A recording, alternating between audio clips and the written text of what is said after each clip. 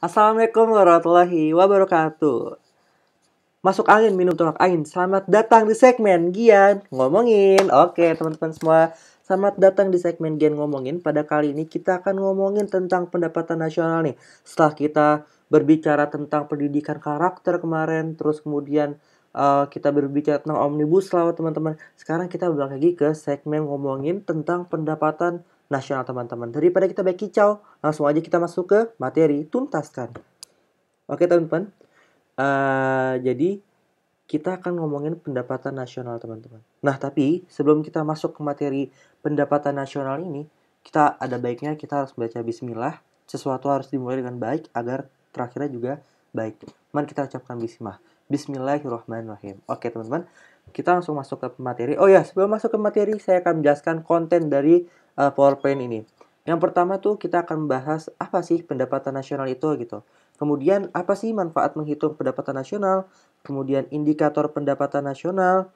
Dan yang terakhir, kita akan membahas metode penghitungan pendapatan nasional, teman-teman. Oke, langsung aja kita masuk ke konten yang pertama. Yaitu adalah apa sih pendapatan nasional itu? Apa gitu? Apa sih pendapatan nasional? Nah, jadi teman-teman, pendapatan nasional ini adalah jumlah pendapatan yang diterima oleh seluruh rumah tangga keluarga di suatu negara dari penyerahan faktor-faktor produksi dalam satu periode. Nah, teman-teman masih ingat gak faktor-faktor produksi? Oke, alhamdulillah masih ingat ya. Apa aja sih faktor produksi itu? Kayak ada faktor tenaga kerja, sumber daya alam, faktor modal, kewirausahaan, dan lain-lain gitu, teman-teman. Jadi pendapatan nasional adalah jumlah pendapatan yang diterima oleh seluruh rumah tangga di suatu negara dari penyerahan faktor-faktor yang seperti tadi dalam satu periode. Oke, berarti insya Allah. Jadi kita lanjut ke konten yang kedua adalah manfaat menghitung pendapatan nasional, teman-teman. Nah, teman-teman, manfaat dari menghitung pendapatan nasional ini tidak bisa diremehkan, teman-teman. Karena ini dapat sekali berguna bagi bangsa manapun gitu. Oke, langsung aja lanjut. Ada 3 manfaat menghitung pendapatan nasional. Yang pertama, mengetahui tingkat kemakmuran suatu negara. Kemudian indikator kualitas hidup suatu negara dan perbandingan kinerja suatu negara. Dan yang terakhir adalah mengevaluasi kinerja perekonomian dalam skala tertentu. Nah, ini penting banget kan buat buat berdirinya suatu negara, teman-teman. Kita lihat di poin nomor 2 ada perbandingan kinerja suatu negara, teman-teman. Ini artinya adalah jika kita dari tahun ke tahun perekonomian kita atau pendapatan nasional kita makin naik, artinya ini sesuatu yang harus dipertahankan kan. Kalau kita tidak menghitung pendapatan nasional negara kita sendiri, apakah kita tahu apakah kita harus mempertahankan atau kita harus meningkatkan? Syukur-syukur kalau prediksi kita benar, kalau prediksi kita salah, itu akan menjadi suatu hal yang fatal untuk negara kita. Oke, lanjut kita ke konten ketiga, yaitu adalah indikator pendapatan nasional, teman-teman. Nah, indikator pendapatan nasional ini ada 6, teman-teman. Ada GDP, ada GNP, NNP, NNI, PI, dan DI. GDP ini adalah produk domestik bruto, teman-teman. Artinya domestik ya, bukan nasional. Kemudian ada produk nasional bruto, kemudian ada produk nasional neto, kemudian ada pendapatan nasional neto, ada personal income, dan pendapatan disposable. Nah, teman-teman, di sini kalau kita lihat ada 2 nih pendapatan kita. Ada bruto dan ada neto, teman-teman. Ya nggak sih? Bener kan? Nah, jadi bruto ini adalah pendapatan yang belum dikurangi apapun. Belum dikurangi pajak, belum dikurangi penyusutan, dan lain-lain gitu. Nah, sedangkan neto adalah kebalikan dari bruto, teman-teman. Yaitu adalah pendapatan yang sudah dikurangi pajak dan lain-lain. Seperti itu, teman-teman. Lanjut, kita ke rumus pendapatan nasional.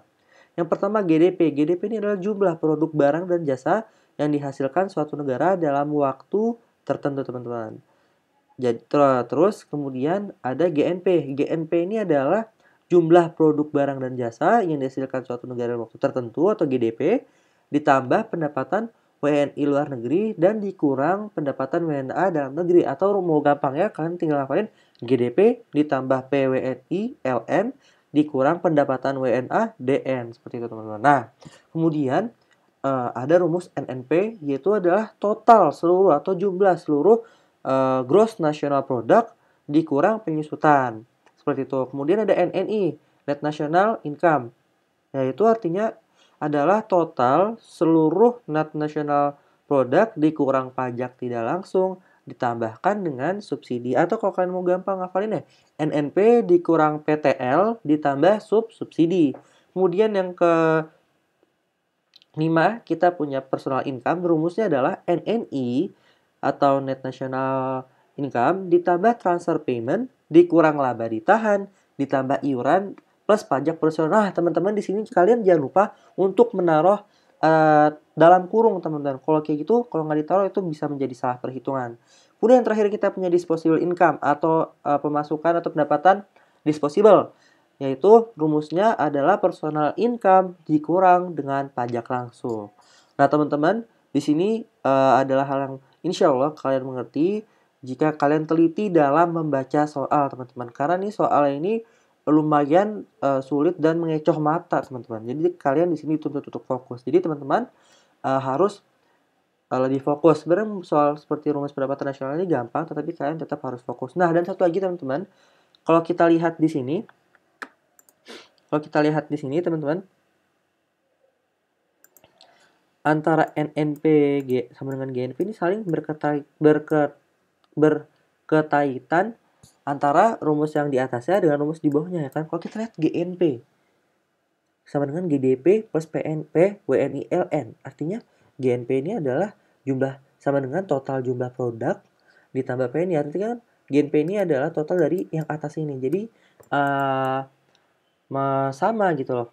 Yang rumus di bawahnya sama dengan atasnya gitu. Maksudnya kalau kita lihat NNP, ya kan? Kalau kita lihat nih NNP sama dengan GNP. GNP kan ada di atas sana. Tentunya hafalkan saja yang GDP, GNP, NNP, NI, PI, DI. Itu kalau trik saya sih gitu. Kalau misal saya nyari NNP, terus habis itu NNP di atas ada GNP. Pas ini GNP dikurang penyusutan. Seperti itu teman-teman. Kalau saya lebih enak seperti itu. Nah, teman-teman tinggal menyesuaikan bagaimana mencari trik untuk mudah menghafalkan ini. Kalau nggak usah dihafalin deh.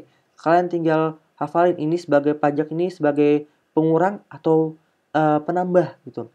Kalian tinggal hafalin penyusutan ini sebagai pengurang atau penambah seperti itu. Insya Allah itu akan memudahkan teman-teman. Lanjut ke konten berikutnya adalah metode penghitung pendapatan nasional.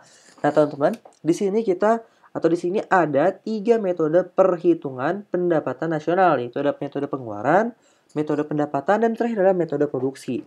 Yang pertama metode pengeluaran. Metode pengeluaran adalah Y, yaitu adalah pendapatan sama dengan konsumsi plus investasi ditambah pengeluaran pemerintah ditambah ekspor dikurang impor. Atau teman-teman, kalau kalian pengen mudah untuk menghafal, yaitu adalah CIX-EXEM. CIX-EXEM, C-nya konsumsi, I-nya invest, G-nya pengeluaran pemerintah, X dan M-nya adalah ekspor dikurang impor.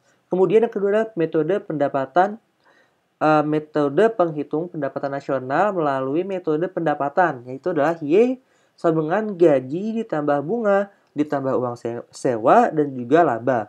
Atau kalian kalau pengen mudah menghafalnya adalah Y sama dengan WIP, WRIP.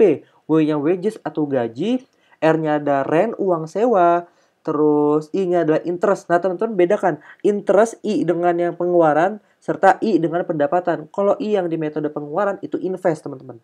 Kalau metode pendapatan itu adalah interest atau bunga, ya kan? WIP dan P-nya itu adalah profit atau laba.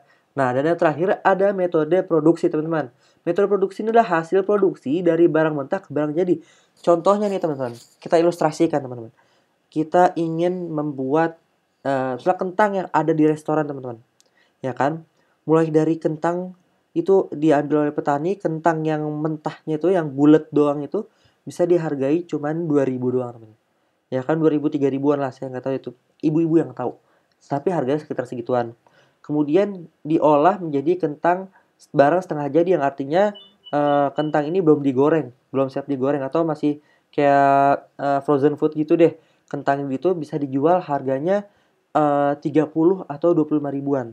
Nah, ntar ketika sampai di restoran dan menjadi sebuah produk atau kentang goreng, maka itu harganya akan berbeda lagi. Nah, ini adalah metode pendapatan nasional produksi. Itu gambarannya seperti kayak gitu. Kalau kita diilustrasikan itu kurang lebih seperti itu. Nah, teman-teman, mungkin itu saja yang dapat Gian sampaikan di segmen Gian ngomongin. Kurang lebihnya mohon maaf, dan kalau ada salah mohon dikoreksi. karena kesalahan murni dari saya dan kebenaran hanya milik Allah Subhanahu wa taala. Saya Gian, salam tuntaskan. Jangan lupa teman-teman semua di sini jaga kesehatan serta tetap belajar, stay fokus dan stay healthy. Saya Gian, kurang lebihnya mohon maaf. Terima kasih atas perhatiannya. Wassalamualaikum warahmatullahi wabarakatuh.